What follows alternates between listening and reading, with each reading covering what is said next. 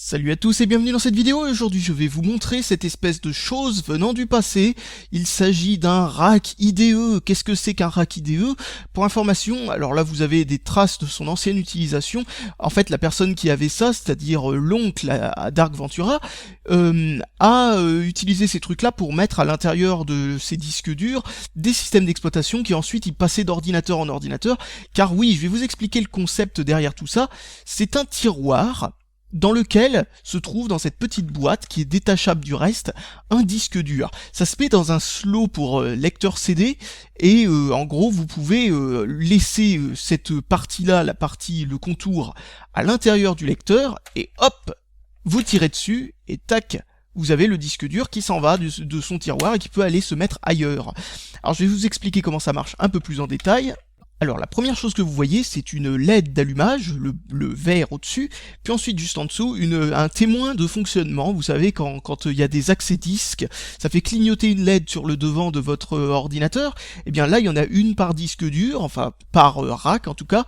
Et là, vous avez un truc pour mettre une clé, là, ce qui se trouve ici.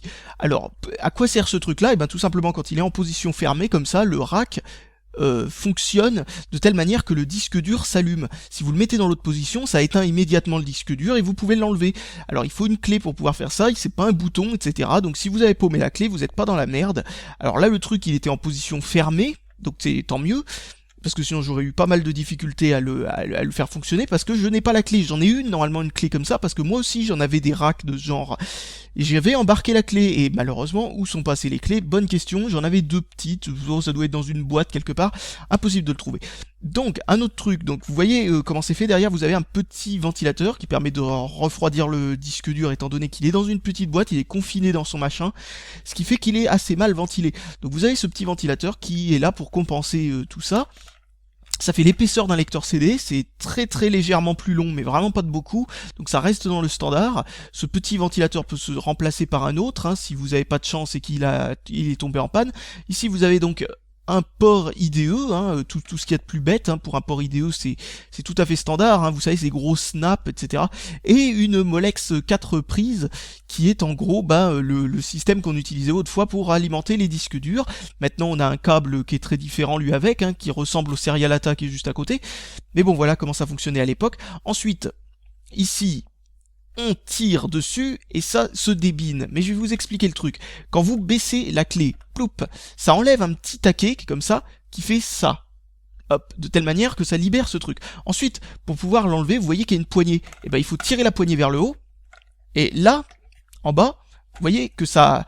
Regardez comment ça fonctionne. Hop, ça pousse le truc. Et donc, regardez, quand c'est clipsé dedans, quand ça pousse le truc, en fait, ça pousse le truc vers l'extérieur, pour qu'ensuite il soit débranché de cette grosse prise qui se trouve là. Elle est dans l'ombre, voilà, vous voyez la belle grosse prise.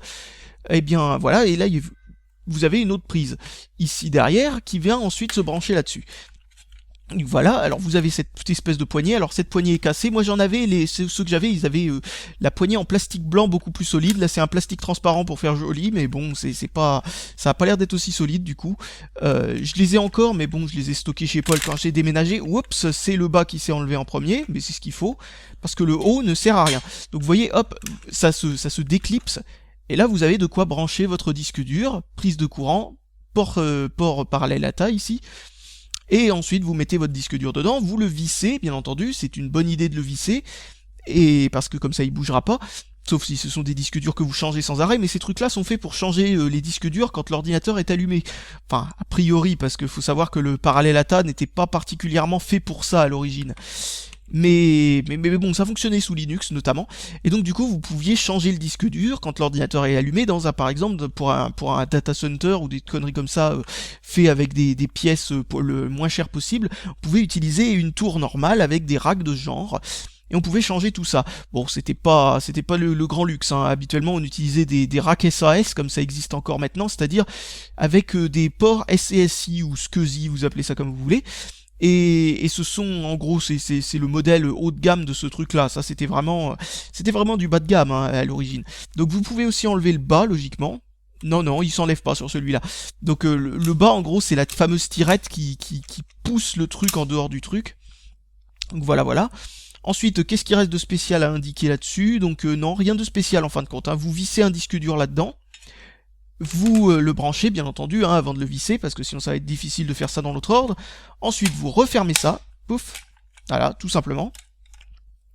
Et ce truc là qui est vissé dans l'ordinateur, en interne, vous imaginez que c'est la façade de l'ordinateur là, et bien vous prenez votre disque, vous le glissez dedans, tac, vous poussez un petit peu, pouf, voilà, et ensuite vous fermez à clé. Oui, j'ai enlevé le taquet du truc, hein, parce que pour information, vu que j'ai plus la clé, c'est plus facile en tirant là-dessus, même si la poignée est cassée. Donc, qu'est-ce que je disais? Oui, vu que j'ai plus la clé, ici, là, il y avait un petit bâton qui dépassait et qui bloquait, qui m'empêchait de tirer dessus, même quand la machine est éteinte. Donc, du coup, ça, c'était un problème. Ce que j'ai fait, parce qu'on peut aussi l'enlever en tirant sur les côtés, vous savez, en jouant sur la flexibilité du plastique, et on peut l'enlever comme ça. Moi, ce que j'ai fait, donc, c'est que je l'ai enlevé, vu qu'il était encore fermé, une fois démonté de la tour, du coup, et ensuite j'ai dévissé le petit taquet ici, comme ça, voilà, bon bah on s'est plus chier avec ça, et comme j'ai pas la clé, c'est pas grave. Je pensais avoir la clé, enfin je dois l'avoir, mais bon comme je disais, je l'ai paumé. Donc voilà, et là on peut voir le système de refroidissement avec son petit ventilateur, là ici, qu'on voit derrière, là, vous voyez que c'est en transparence. Ce petit ventilateur qui se trouve là permet de souffler un peu d'air, qui va ensuite, avec un petit peu de chance, passer par cette grille, et ressortir par là, ou au contraire, à l'inverse, je crois que le ventilateur est plutôt dans ce sens-là, va plutôt tirer de l'air par là et le faire ressortir par là. Je crois plutôt que c'est comme ça que ça fonctionne. Et voilà, donc ça peut dépanner, mais fonctionne, ça, il me semble que ça n'existe pas en version Serialata, ou alors c'est plus difficile à trouver, et ça a pas autant fonctionné que ça. En tout cas, ces trucs-là, on pouvait les trouver à une époque sur eBay pour rien du tout, j'en avais acheté 4, un truc comme ça. C'était un lot hein, de 4, hein, pour rien du tout, quoi. Et je m'étais amusé à faire un peu comme l'oncle donc de Dark Ventura, qui avait fait à peu près la même chose que moi, c'est-à-dire en gros brasser les disques durs, au lieu de faire un dual boot, bah tout simplement avoir un disque dur Windows, un disque dur Linux et tout ce bordel. Bon, j'ai pas fait ça longtemps parce que ça m'a vite saoulé, alors du coup j'ai fait du dual boot hein, comme tout le monde, et les disques durs coûtant de moins en moins cher, et bien du coup c'était pas grave d'avoir les 4 systèmes d'exploitation par exemple sur le même ordinateur, et d'avoir un disque dur partagé en réseau ou ce genre de truc, et c'est ce que j'utilise maintenant, hein. Donc voilà, hein. Bon bah, c'est un petit peu un truc du passé. Et voilà, je pensais que c'était une curiosité qui était amusant à vous montrer si vous ne connaissiez pas cette espèce de truc, hein. Parce que c'est toujours marrant à voir. D'ailleurs, un truc qu'il n'y a pas là-dessus, parce qu'il faut le faire en interne, vous reconnaissez sûrement, vous voyez, si pour ceux qui connaissent le parallèle ATA, bien comme il faut, ils voient sûrement qu'il manque un truc.